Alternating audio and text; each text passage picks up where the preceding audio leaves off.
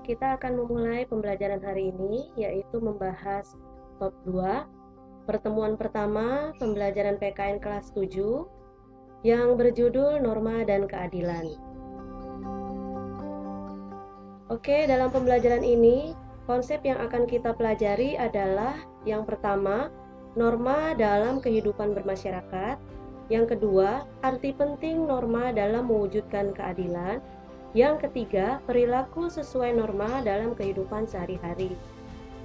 Saya berharap Anda semua dapat mempelajari beberapa konsep ini dan memahaminya dengan baik. Oke, tujuan pembelajaran kita hari ini adalah yang pertama, menghargai norma-norma yang berlaku dalam kehidupan bermasyarakat dengan jujur sebagai anugerah Tuhan yang Maha Esa.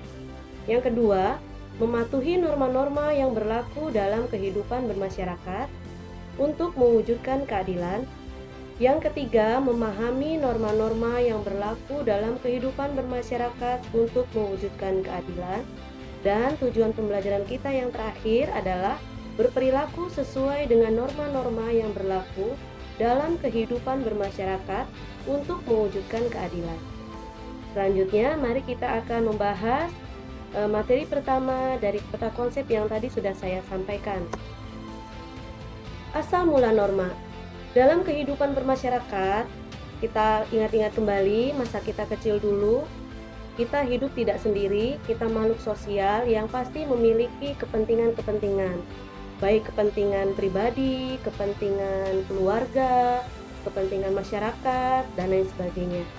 Nah, di dalam kehidupan bermasyarakat itu, perbedaan kepentingan dapat menimbulkan adanya perselisihan, perpecahan, bahkan menjurus ke arah terjadinya kekacauan.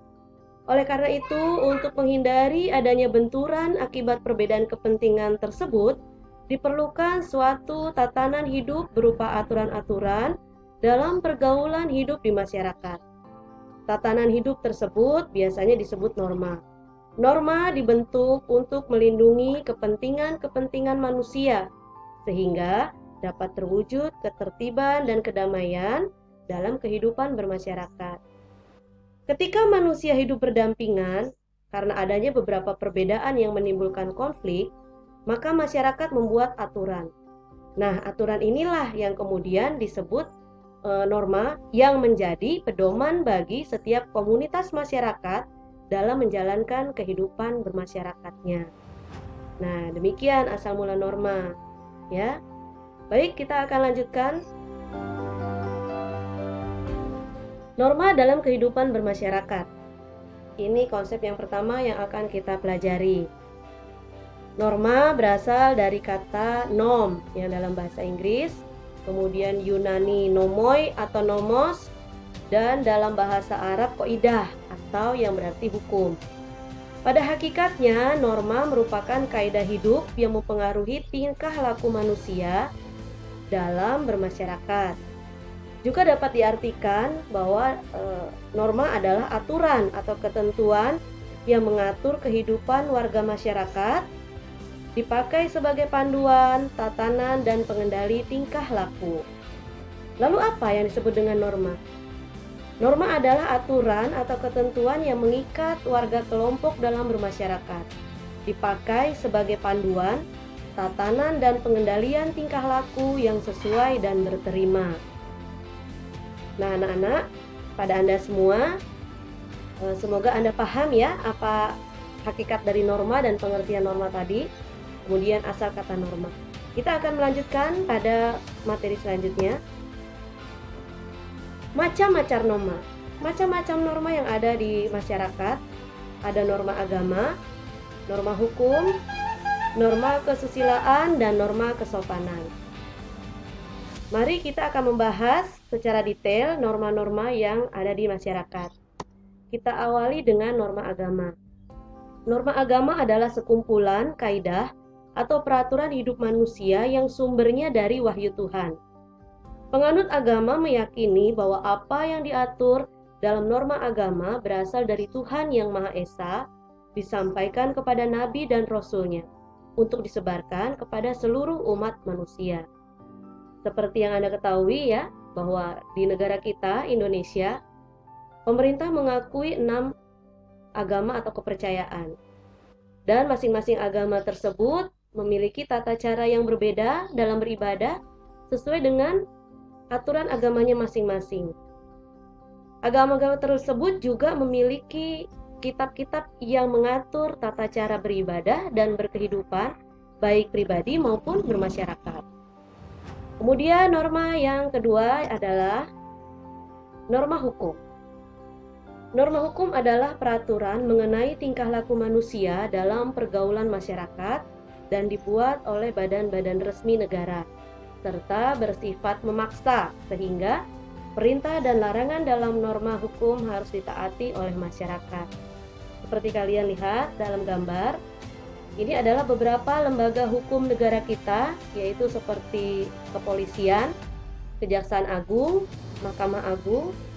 Nah, dalam norma hukum ini, apabila kita melakukan pelanggaran norma atau pelanggaran hukum, maka dapat dikenakan sanksi sesuai dengan hukum yang berlaku, baik itu undang-undang pidana maupun undang-undang perdata. Kita lanjut ya, yang ketiga adalah norma kesusilaan. Norma kesusilaan adalah peraturan hidup yang berkenaan dengan bisikan kalbu dan suara hati nurani manusia. Suara hati nurani sebagai suara kejujuran merupakan suara yang akan mengarahkan manusia kepada kebaikan. Kalian bisa perhatikan gambar di mana seorang anak muda membantu seorang nenek-nenek yang sudah tua. Hal ini merupakan panggilan dari hati nurani untuk membantu si nenek tua. Berkaitan dengan bisikan kalbu, suara hati manusia. Norma yang keempat atau norma yang terakhir yang ada dalam masyarakat adalah norma kesopanan. Norma kesopanan adalah norma yang berhubungan dengan pergaulan manusia dalam kehidupan sehari-hari. Norma kesopanan bersumber dari tata kehidupan atau budaya yang berupa kebiasaan-kebiasaan dalam masyarakat untuk mengatur kehidupan kelompoknya. Kalian bisa perhatikan di dalam gambar, ada anak-anak sekolah sedang mencium tangan atau salim kepada guru-guru mereka sebagai tanda penghormatan dan kesopanan yang mereka junjung untuk menghormati guru-gurunya. Ini merupakan contoh yang baik. Demikian beberapa norma yang kita bahas kali ini, dan ini terdapat beberapa ilustrasi gambar yang sesuai dengan norma. Kalian dapat menelaah masing-masing gambar. Gambar yang pertama bisa kalian lihat bagaimana anak hidup dalam damai di sekolah. Kemudian gambar yang kedua, ketertiban berlalu lintas di jalan raya, di mana anak-anak sedang menyeberang jalan di zebra cross. Kemudian yang ketiga, gambar yang ketiga itu salim, anak berangkat sekolah salim dulu kepada orang tua sebelumnya. Kemudian gambar yang keempat, kondisi ruang sidang dalam persidangan. Kemudian gambar yang kelima adalah ketentuan pembayaran pajak. Ada sebuah peribahasa barangkali orang bijak taat pajak, atau sebuah kata-kata mutiara yang mencerminkan bahwa orang yang bijak taat membayar pajak. Kemudian gambar yang keenam merupakan cerminan dari bersatunya atau damainya agama-agama yang ada di Indonesia. Ini beberapa contoh ilustrasi gambar sesuai dengan norma, yang berperilaku sesuai dengan norma. Kemudian ada juga beberapa gambar, di sini saya sampaikan gambar pelanggaran norma. Bisa kalian perhatikan di gambar pertama, barangkali kalian nanti akan mendapat tugas untuk mencari perilaku-perilaku yang merupakan contoh pelanggaran norma. Yang pertama bisa kalian perhatikan, bisa kalian lihat adalah gambar bagaimana orang duduk dalam antrian atau dalam kendaraan barangkali, tetapi perilakunya tidak menunjukkan kesopanan. Gambar yang kedua, arak-arakan di jalan raya setelah kelulusan, itu dapat mengganggu lalu lintas jalan raya. Yang ketiga, tawuran, ini contoh yang tidak baik bagi kalian semua. Kemudian yang keempat, gambar yang keempat adalah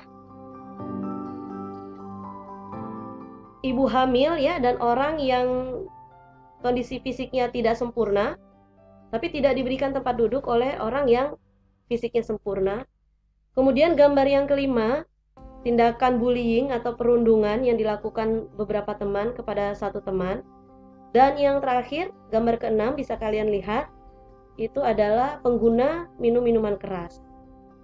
Saya berharap Anda semua tidak melakukan pelanggaran norma seperti yang dicontohkan ini. Dan saya yakin Anda tidak akan pernah melakukannya. Baik, itulah beberapa contoh pelanggaran norma. Untuk selanjutnya, untuk kedepannya, kalian dapat mengisi lembar kerja yang sudah saya buat. Boleh kalian ketik di kertas lembar, boleh kalian ketik, boleh kalian tulis di kertas lembar.